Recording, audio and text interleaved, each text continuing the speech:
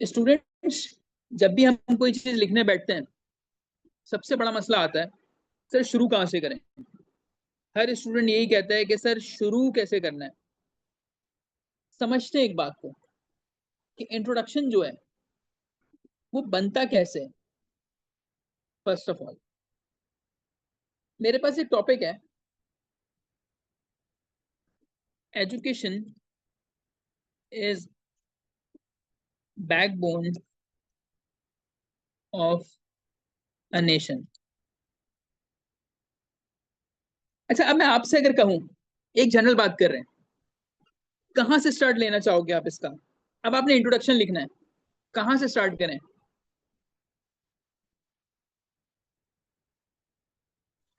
जी, कि किसी भी नेशन के लिए एजुकेशन कितना ज्यादा जरूरी है, यहाँ से स्टार्ट ले सकते हैं।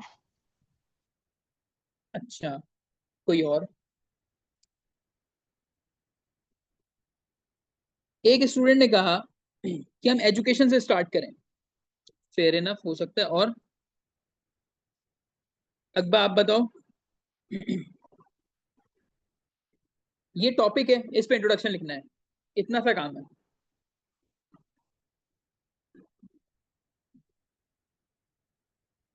उधर ट्राई करो बेटा, कहाँ से स्टार्ट लोगे। Education is the backbone of any country. ठीक है, आपने एजुकेशन से शुरू किया। व्हाट इज एजुकेशन, ओके सही है।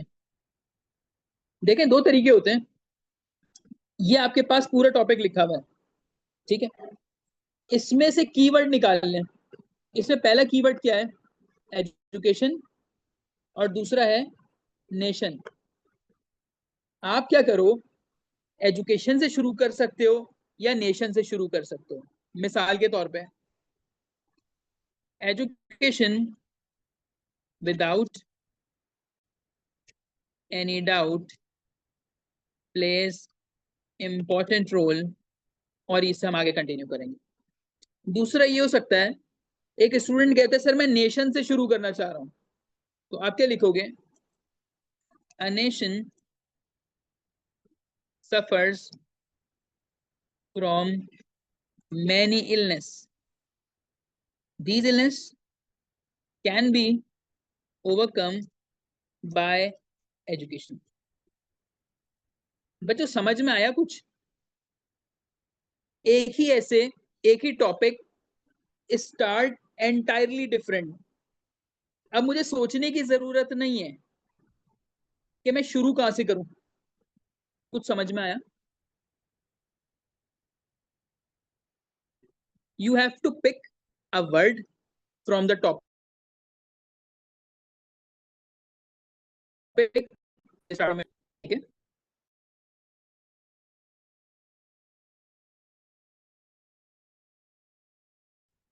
जी।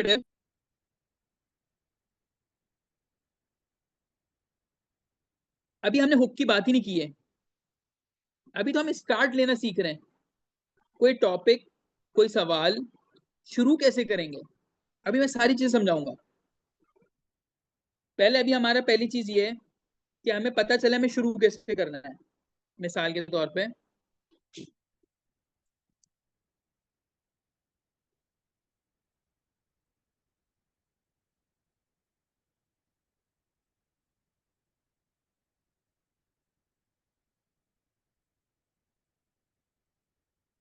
जी ये देखें जरा, women backwardness is equal two nations backwardness. अब मुझे बताएं इसमें कौन कौन से वर्ड से शुरू किया जा सकता है।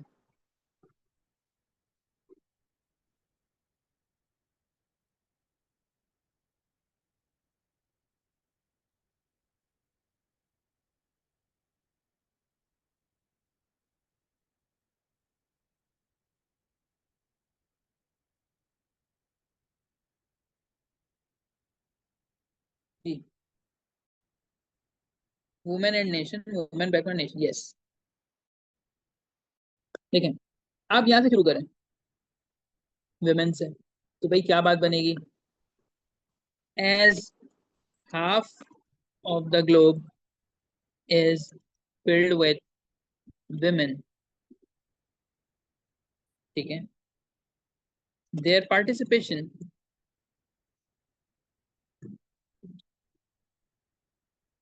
इज नेसेसरी, और फिर हम पूरा आगे जुमला कंप्लीट करेंगे, ठीक है। अच्छा, दूसरा ये, मैं फिर नेशन से शुरू कर लूं, मिसाल के तौर पे नेशन या success of any nation depends upon its masses. women constitute half of population, और फिर मैं यहां से शुरू कर दूं। पॉइंट क्लियर हो रहा है? ये मेरे ऊपर है कि मैं कहां से लिखना चाह रहा हूं, कितना बेहतर मैं उसको लिख सकता हूं। ये क्लियर हुआ तो बताएं, फिर हम आते हैं इंट्रोडक्शन के ऊपर, कि फॉर्मली कैसे शुरू होता है, क्या क्या चीजें होती हैं इसमें।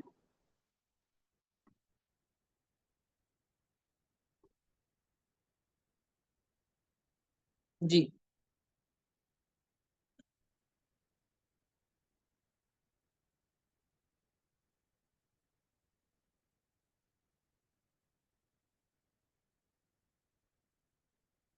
देखिए बेटा, जब हम बात करते हैं इंट्रो लिखने की, हम इसको फनल अप्रोच यूज करते हैं। फनल अप्रोच क्या होती है? स्टार्ट फ्रॉम द ब्रॉडर वे, बड़ी बात करनी है पहले, बात कर, फिर आके थोड़ा सा टोन डाउन हो तो कॉन्टिनेंट की बात करो, उसके बाद टू द पॉइंट आके उस कंट्री को हिट करो। यानी पहले आपने जनरल बात करनी है, उसके बाद आपने स्पेसिफिक बात करनी है। ये तरीका होता है इंट्रोडक्शन लिखने का, सही है। मिसाल के तौर पर हमने एक टॉपिक उठाया था, ऊपर वाले टॉपिक ले लेते हैं, education is backbone of nation, ठीक है। अब कैसे लिखेंगे इसको? सबसे पहले डिसाइड कर लिया कि एजुकेशन है या नेशन है। मैंने कहा भाई एजुकेशन है। Education is an important pillar in the development of a nation. मैंने वेग मतलब बड़ी बात की, ठीक है। उसके बाद मैं आहिस्ता आहिस्ता इसको पॉइंट पे लेकर आऊंगा। अब दो तरीके हैं, या तो आप स्टार्ट में ही मेन बात कह दो, ये भी एक्सेप्टेबल है। ये मैंने कौन सा तरीका यूज किया? मैंने स्टार्ट में मेन बात बोली कि education is an important pillar in development of. अब आप कह रहे हो कि सर हम इसको फनल अप्रोच पे लेके चलते हैं, वो कैसे चलेगा? A nation's success and development depends on many factors. Out of those factors, education is the most important element. ठीक है, यानी बात वही की, लेकिन उसको थोड़ा सा ट्विस्ट किया, ठीक है। बेटा बात समझ में आ रही है यहां तक?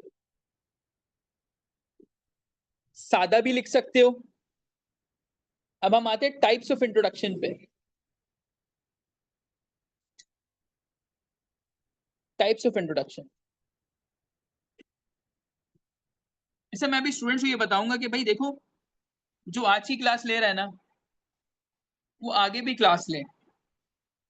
पता है होगा क्या कि आज आप आधी बात समझोगे, सिर्फ आधी बात समझ के कुछ लिखना शुरू कर दोगे। भाई पूरी बात दो क्लासेस में होंगी, एक आज की क्लास में होगी, एक नेक्स्ट टाइम होगा, तो फिर आपको समझ में आएगा कि अच्छा इंट्रोडक्शन ऐसे करना है, वरना फिर हमेशा कंफ्यूज ही रहोगे।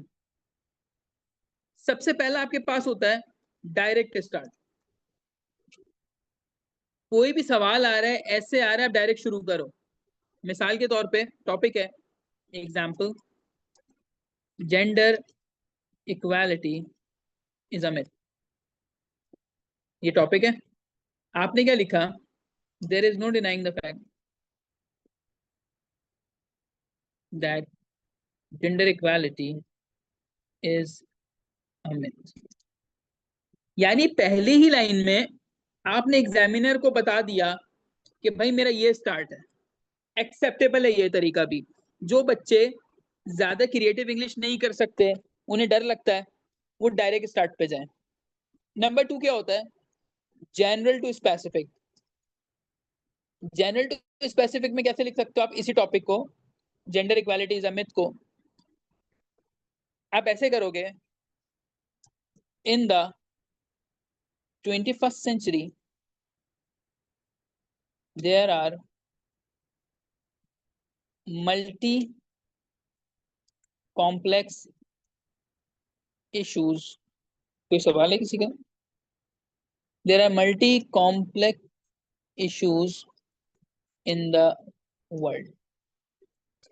These issues are multidimensional and require solutions। Out of these issues, gender equality remains on top, gender inequality remains on top।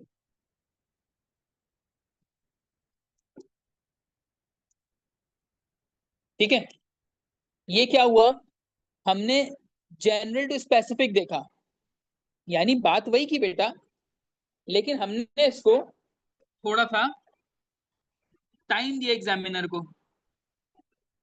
अच्छा, मैं बाद में बताऊंगा सारी टाइप्स करने के बाद ना कि इशू क्या आता है। सही है, ये 2 टाइप हो गई। अब सबसे ज्यादा सवाल मुझसे क्या पूछा जाता है? कोर्ट का, कि सर कोटेशन का क्या करना है। अब इसका भी हम देखते हैं एक तरीका।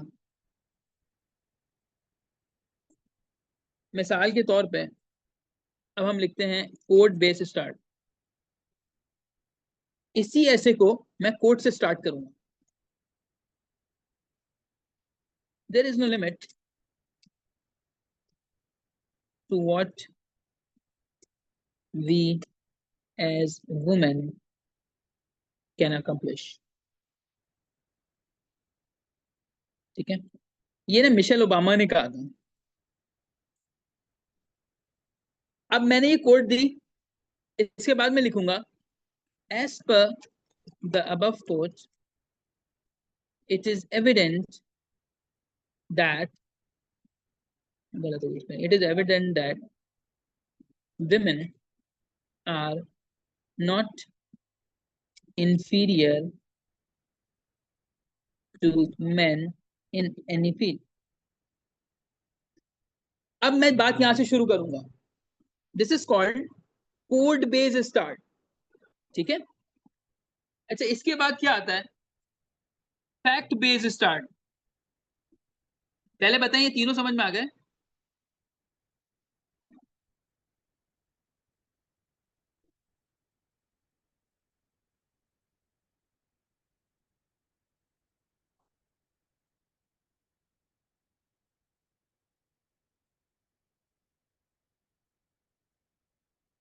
जी बेटा, ऑल क्लियर यहां तक, तीनों टाइप?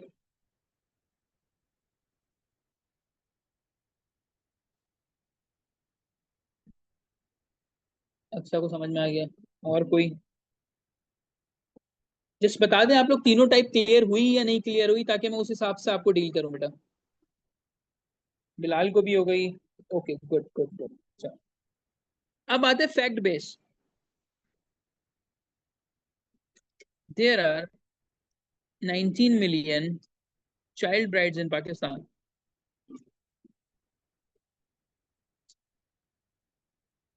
One out of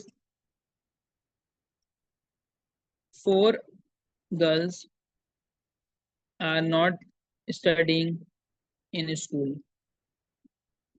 अब क्या आगे लिखोगे, these shocking facts regarding women are highlighting gender inequality in the society. ठीक है, ये हुआ फैक्ट से स्टार्ट। इसके बाद आता है क्वेश्चन बेस स्टार्ट, कि सर मैं सवाल से शुरू करना चाह रहा हूं या चाह रही हूं, मैंने फला फला सीएसपी की वीडियो देखी, फला गवर्नमेंट ऑफिसर को सुना, उन्होंने कहा क्वेश्चन से शुरू करें, तो सर ये क्या होता है, तो मैंने कहा चलें वो भी बता दें आपको। क्वेश्चन बेस स्टार्ट ये होता है, why has gender inequality has या increased in the world। आपने शुरू होते ही एग्जामिनर के लिए सवाल डाल दिया, why has gender equality increased in the world? This question demands holistic, और फिर पूरा आप जो है जुमला अपना कंप्लीट कर लीजिएगा, और फिर यहां से एक सिलसिला शुरू होगा। ठीक है, ये 5 टाइप्स हो गई हमारे पास। आते जी छठी पे, 6 टाइप और लास्ट टाइप कह लो इसको, स्टोरी बेस्ड स्टार्ट। मैं एक ही ऐसे पे आपको सारी चीजें करके दिखा रहा हूं। आप कहते हो सर मैं कोई स्टोरी से शुरू करना चाह रही हूँ या चाह रहा हूं, तो हम इसको ऐसे शुरू करेंगे, a girl in a small village near Balochistan was not allowed to attend school. One day, she asked her father that why female are not allowed to go to school. His father shouted at her. ये अभी मैं खुद बना रहा हूँ सिर्फ आपके लिए। His father shouted at her and said, "Don't ever ask this again to me." This question, like that little girl,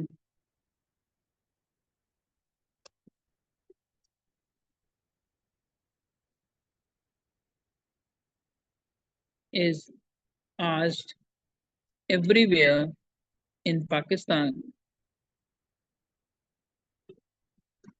The answer to this lies in, और फिर हम यहां से जुमला शुरू करते हैं। ठीक है बच्चों, ये 6 तरीके हैं। अगर कोई और पीएचडी है इंग्लिश के अंदर, वो आपको 7-8 और तरीके बता दे, मुझे ये 6 आते हैं और मुझे इन 6 पे कमांड है। लेकिन इशू क्या है, आए जरा देखते हैं। एक स्टूडेंट है, उसके पास टॉपिक आया एग्जाम में, उसने कहा कि यार इसको डायरेक्ट स्टार्ट ले लें, तो इट इज एडवाइजेबल कि आप डायरेक्ट लें। कि मैंने आपकी कॉपी उठाई, मुझे सीधा नजर आ गया कि बिलाल ने जेंडर इक्वालिटी में क्या स्टांस लिया है। मैंने कहा ठीक है, सही है, तो आप डायरेक्ट लिख सकते हो, यहाँ कोई हुक वगैरह का चक्कर नहीं होता। ये जो है ना, आपको बेवकूफ बनाया जाता है। या आप लोगों ने इतनी विंडो शॉपिंग कर ली है ना, कि 50 लोगों से पूछ लिया है कि ऐसे कैसे लिखते हैं, ऐसे मुश्किल क्यों होता है, तो अब वो आपको लगता है मुश्किल। डायरेक्ट स्टार्ट पॉसिबल है। ठीक है, नंबर 2। अब दूसरी स्टूडेंट है, मुकद्दस है। मुकद्दस ने कहा कि सर मैं थोड़ा ना जनरल बताती हूँ, फिर मैं स्पेसिफिक पे आऊंगी। It is advisable if you have the power to write, तुम ऐसे लिखो। और आज 25 जुलाई को डिसाइड करो कि मैंने इस तरह से लिखना है, this will be my way. Serial killer का नाम सुना है आपने? सीरियल किलर क्या करता है, कत्ल का एक पैटर्न रखता है, सही है, कि यार ये मेरा सिग्नेचर स्टाइल है। सो आपका सिग्नेचर स्टाइल आज डिसाइड हो जाना चाहिए इस क्लास में।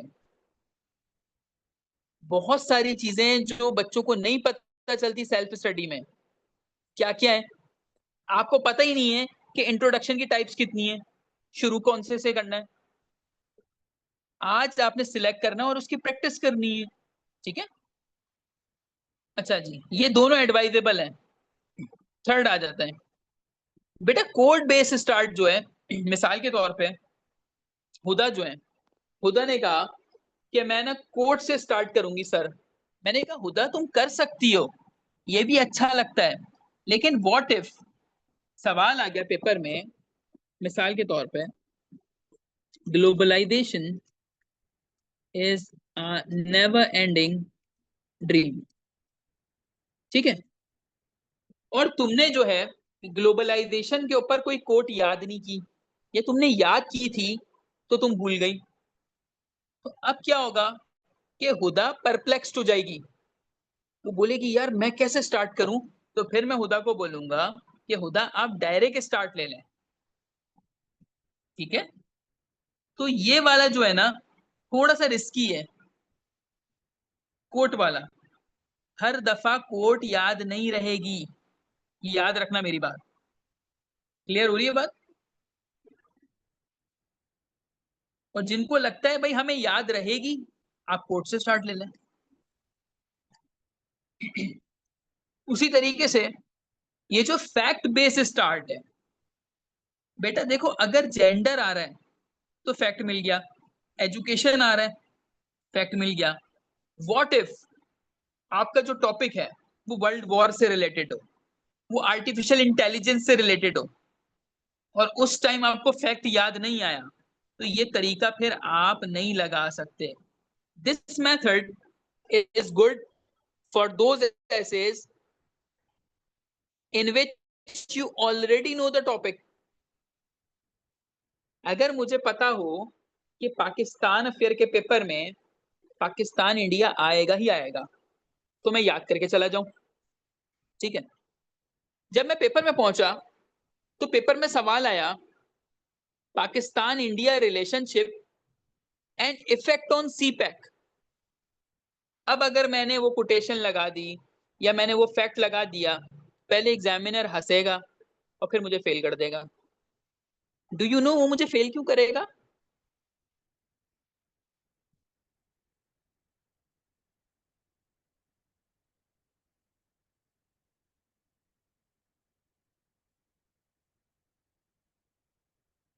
जी वो मुझे फेल क्यों करेगा भाई? हालांकि मैं तो कोटेशन रट के गया हूं, मैंने फैक्ट एंड फिगर याद किए, मुझे मैप भी पता है। वो मुझे फेल इस वजह से करेगा कि मैं इस पागल आदमी से सीपैक पूछ रहा हूं और पाकिस्तान इंडिया का रिलेशन सीपैक के हवाले से पूछ रहा हूं, और ये शुरू पाक इंडिया पे कर रहा है। इसका मतलब ये पाक इंडिया का रट्टा लगा के आया था, और अब मैं इसका वो हाल करूंगा कि ये अगले साल भी सीएसएस दे रहा होगा। पॉइंट क्लियर हो रहा है?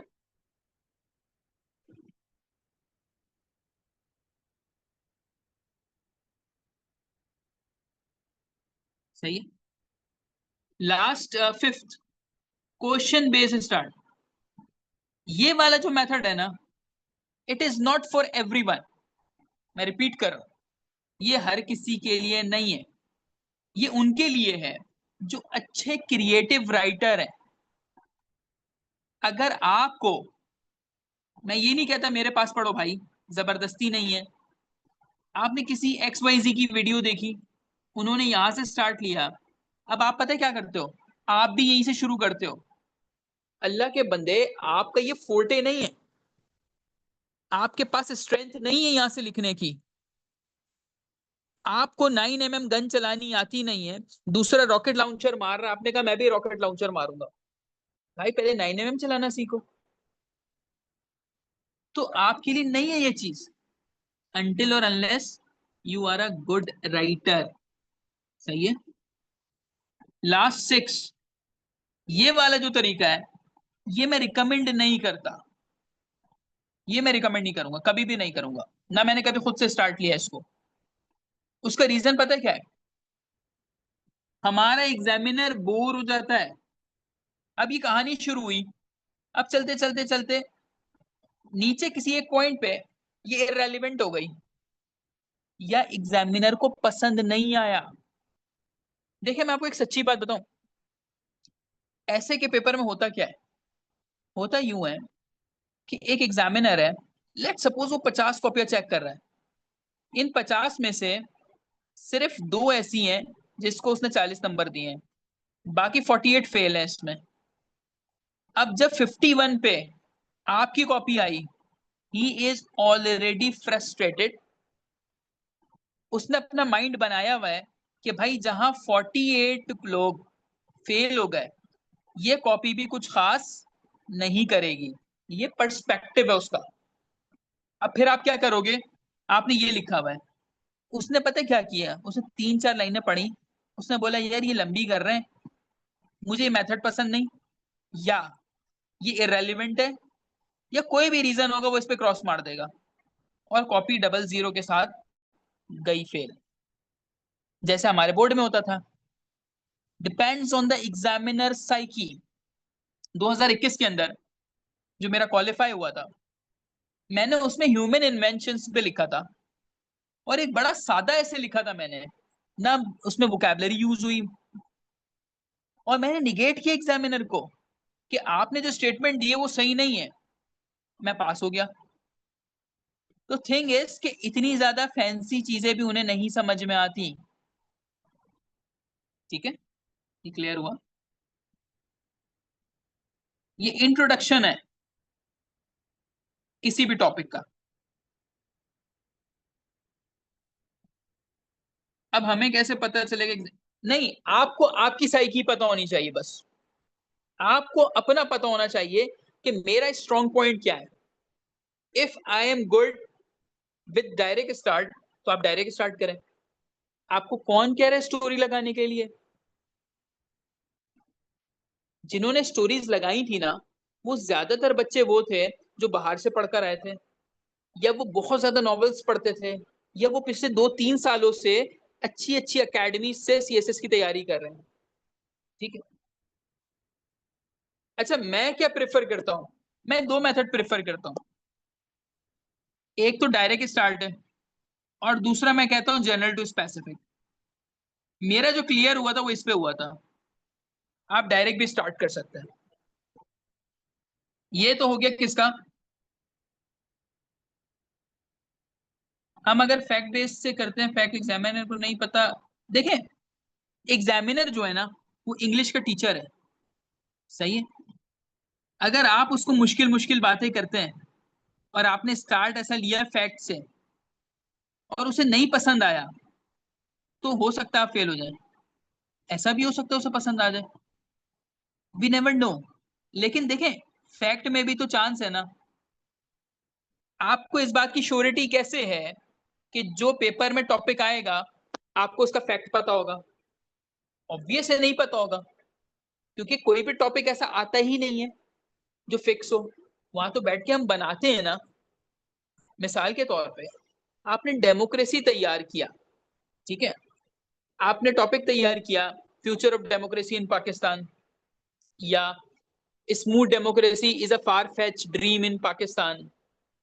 अब पेपर में सवाल आ गया, democracy versus martial law, debate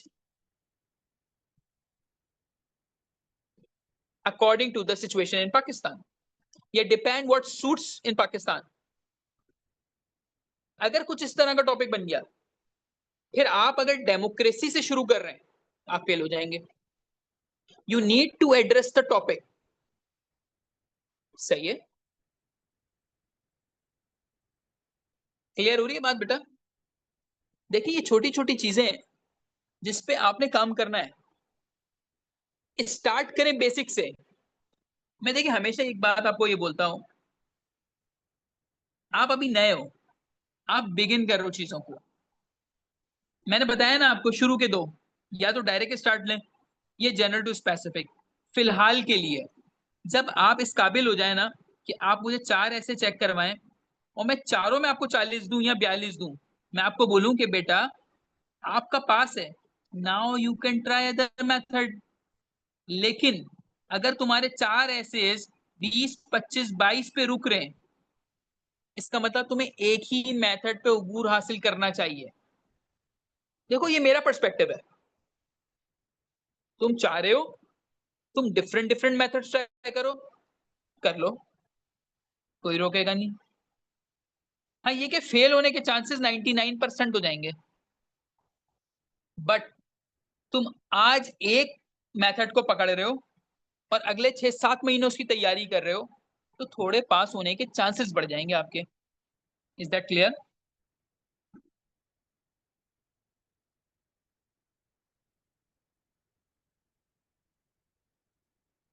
ठीक है जी, मजीद आते हैं। और इंट्रोडक्शन में क्या होता है? फर्स्ट ऑफ ऑल लेंथ इसकी ज्यादा होती है, लेंथ इसकी तकरीबन 150 वर्ड्स होगी, चाहे ऐसे के लिए हो या किसी और सब्जेक्ट के लिए। इंट्रोडक्शन में आता क्या है? इंट्रोडक्शन में complete summary of your answer. ठीक है, मिसाल के तौर पे हमने एक टॉपिक किया, हम एक टॉपिक कर रहे थे अभी एजुकेशन वाला। चले छोड़ा, पाक अफेयर पे आ जाते हैं। पाक अफेयर्स पे हम आए, Russia Ukraine war and energy crisis in the world, एक ये टॉपिक है। इसके ऊपर मैं करंट अफेयर या पाक अफेयर का सवाल लिख रहा हूँ। तो मेरा इंट्रो क्या होगा? The on going energy crisis in the world is due to the war between Russia and Ukraine. This is my thesis statement. ये मेरी मेन लाइन आ गई स्टार्ट में। अब मैं आगे क्या बताऊंगा जो मैं अपने सवाल में बताने लगा हूँ।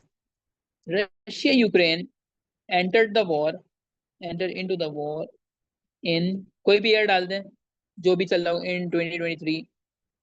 Almost 2 years passed but they are still